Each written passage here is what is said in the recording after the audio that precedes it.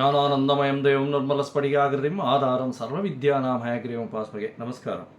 நேயர்கள் அனைவருக்கும் astro KS ஐயங்காரின் பணிவான நமஸ்காரங்கள். வார பலன் 15/4/2024 21/4/2024 வரலும் உண்டான வாரத்திற்கு என்னென்ன பலன்னு பார்ப்போம். மேஷம் முதல் மீனம் வரை. முதல்ல இந்த வாரத்தினுடைய கோல்சாரம் எப்படி இருக்குன்றதை பார்ப்போம். அதற்கு பிறகு இந்த வாரத்தில் வரும் விசேஷ நாட்கள் என்னென்ன அப்படின்றத பார்க்கலாம். அதற்கு பிறகு இந்த வாரத்தில் வரக்கூடிய சந்திராஷ்டமம் எந்தெந்த ராசிக்கு அப்படின்றத பார்க்கலாம். முதல்ல இந்த வாரத்தினுடைய கோல்சாரம் காலபுருஷ தத்துவத்தின் முதல் ராசியான மேஷ ராசி. அதில் குரு சூரியன், ஏன்னா சித்திர மாதம் பிறந்தத்து சூரியன் உச்சத்தில் இருக்கார், குரு பகவானோட சேர்ந்திருக்கார். 6ஆம் இடம்னு சொல்லக்கூடிய கன்னியில் கேது பகவான், 11ஆம் இடம்னு சொல்லக்கூடிய கும்பத்தில் செவ்வாய் சனி, 12ஆம் இடம்னு சொல்லக்கூடிய மீனத்தில் ராகு சுக்கிரன் புதன். சுக்கிரன் உச்சமாகவும் புதன் நீச்சமாகவும் இருக்கக்கூடிய காலகட்டம். இந்த வாரத்தில் சந்திர பகவான் புனர்பூச நட்சத்திரம் மிதுன ராசியிலிருந்து அஸ்த நட்சத்திரம் கன்னியா ராசி வரலும் பயணம் பண்ணுறார்.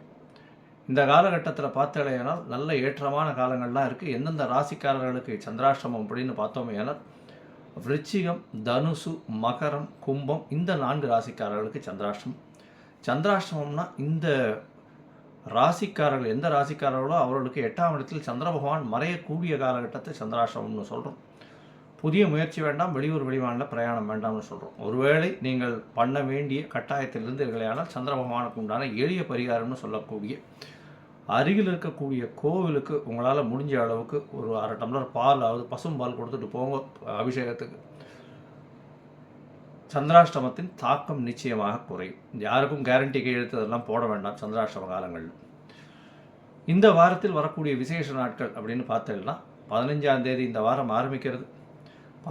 15ஆம் தேதி அன்னைக்கே சந்தான சப்தமி அப்படின்றது சுக்லபக்ஷத்தில் வரக்கூடிய 7ஆம் நாள். இந்த வாரத்தில் சந்தான சப்தமி. இதன் மூலியமாக என்ன அப்படின்னா, பொதுவாக அதாவது இந்த சந்தான சப்தமியின் பொழுது பார்த்தேலையான குழந்தை பிராப்தி இல்லாதவர்கள் விரதம் இருக்கிறது ரொம்பவும் விசேஷம். அதன் மூலியமாக கிருஷ்ணனுக்கோ பாலகணபதிக்கோ அபிஷேகம் பண்ணி அவருக்கு பூஜை பண்ணுவதன் மூலியமாக குழந்தை பிராப்தி ஏற்படக்கூடிய வாய்ப்புகள் உண்டு. குழந்தைகள் நல்லா கல்வி பயணம்னு வேண்டிக் கொள்ளக்கூடிய காலகட்டமாக இருக்கும். இந்த 15ஆம் தேதி அன்றைக்கி பார்த்தோன்னா குழந்தை பிராப்தி இல்லாதவர்களுக்கு குழந்தை பிராப்திக்கு அன்றைக்கி போய் பக்கத்தில் இருக்கிற கிருஷ்ணர் கோவிலில் போய் சேவிச்சுட்டு வர்றதன் மூலியமாக குழந்தை பிராப்தி ஏற்படக்கூடிய பாக்கியம் உண்டு. இந்த வாரத்தில் பார்த்தேன்னா 17ஆம் தேதி ராமநவமி. ராமபிரான் அயோத்தி ராமநவமி ராமாயணத்தினுடைய ஒரு சிறப்பு இந்த தேசம் முழுக்கவே தெரியும். ராமர் கோவிலும் இப்போ கட்டி அதை இன்னும் மேலும் புனிதப்படுத்தியிருக்கார்கள். ராமநவமி, நவமி 9ஆம் நாள் சுக்லபக்ஷ நவமி எண்ணிக்கை வரக்கூடியது ராமநவமி. அதுவும் கடக ராசியில் புனர்பூச நட்சத்திரத்தில் வரணும். சித்திர மாசமான கடக ராசி புனர்பூச நட்சத்திரம், சூரியன் உச்சத்தில் இருக்கக்கூடிய காலகட்டம். அதனால் இந்த நவமியில் சுக்லபக்ஷ நவமி ராமநவமின்னு சொல்கிறது. மதுராந்தகம் அதிலெல்லாம் ரொம்ப விசேஷமாக இருக்கும். மதுராந்தகத்தில் ஏரி காத்தராம எல்லா ராமர் கோவில்லையும் ரொம்ப விசேஷம் இருக்கக்கூடிய காலகட்டமாக இருக்கும். அதை தவிர இந்த வாரம் 8ஆம் தேதி, அதாவது 21ஆம் தேதி, 8ஆம் தேதி தமிழ் மாதத்தில் 21ஆம் தேதி பார்த்தேன்னா மதுரை மீனாட்சி அம்மன் திருக்கல்யாணம்னு போட்டிருக்கோம். உத்தர நட்சத்திரம் ஹஸ்த நட்சத்திரம் வர்றது. மீனாட்சி அம்மனுடைய திருக்கல்யாணம் இந்த வாரம் நடக்கிறது. இதுவும் ஒரு பெரிய ஏற்றத்தை கொடுக்கக்கூடிய காலகட்டமாக இருக்கும்.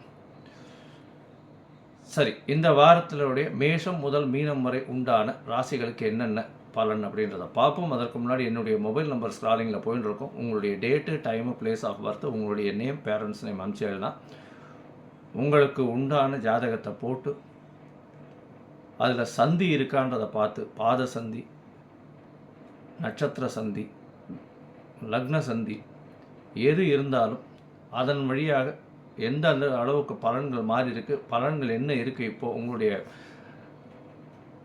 கோச்சார பிரகாரம் என்ன பலன் இருக்குது, அதை தவிர உங்களுக்கு தசாபுக்தி அந்தரம் சூக்ஷ்மத்தின் வழியாக என்ன பலன் வருது, இந்த பிரச்சனைகளுக்கெல்லாம் இப்போ இருக்கக்கூடிய பிரச்சனைகள்லேருந்து தீர்வு காண்றதுக்கு என்ன எளிய பரிகாரம்ன்றதையும் சொல்கிறேன். அதற்குண்டான கட்டணம் என்னன்றதையும் சொல்கிறேன். அதை நீங்கள் அனுப்பினீங்கன்னா அவங்களுக்கு உண்டானதை வழிமுறைகளை சொல்கிறேன். சரி, இப்போ மேஷம் முதல் மீனம் வரை 15/4/2024 முதல் 21/4/2024 வரை உண்டான வாரத்திற்கு ஒரு ராசியாக பார்க்க.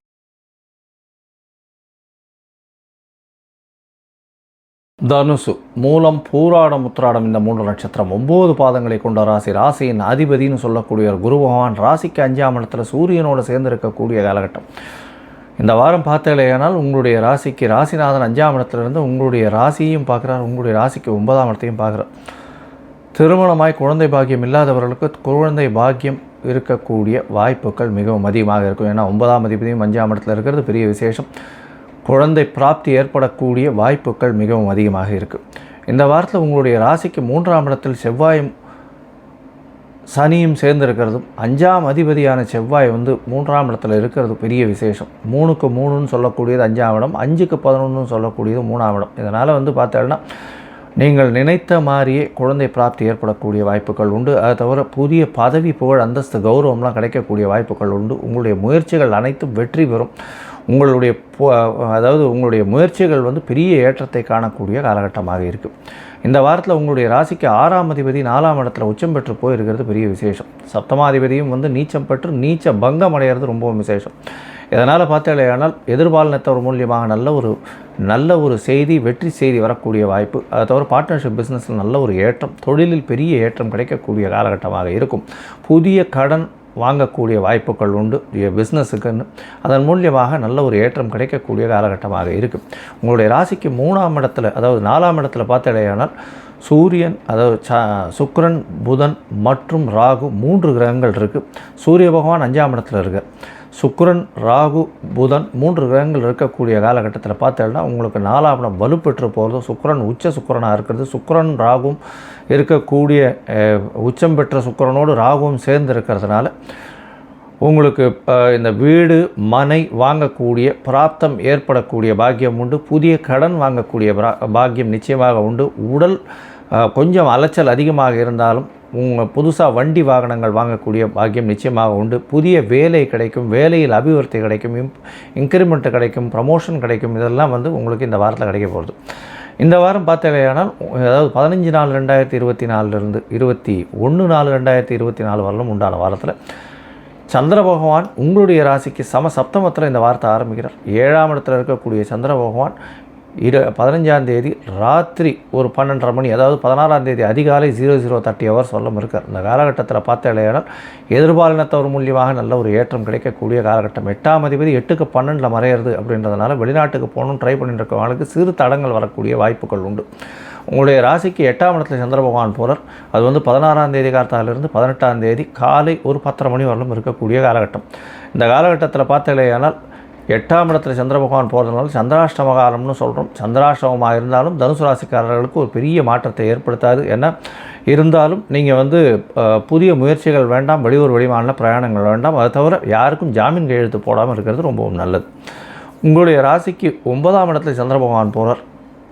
அதாவது 18ஆம் தேதி காலை ஒரு 10 மணியிலிருந்து 20ஆம் தேதி இரவு ஒரு 10:30 மணி வரலும் இருக்கக்கூடிய காலகட்டம். இந்த காலகட்டத்தில் பார்த்தீங்கன்னா 5ஆம் இடத்துல சந்திர பகவான் இருக்கிறதுனால குரு சந்திர யோகம் அமையிறது, செவ்வாய் சந்திர யோகம் அமையிறது, சனி சந்திர யோகம் அமையிறது. இது ஒரு பெரிய ஏற்றத்தை கொடுக்கக்கூடிய காலகட்டமாக அமையப்போகிறது.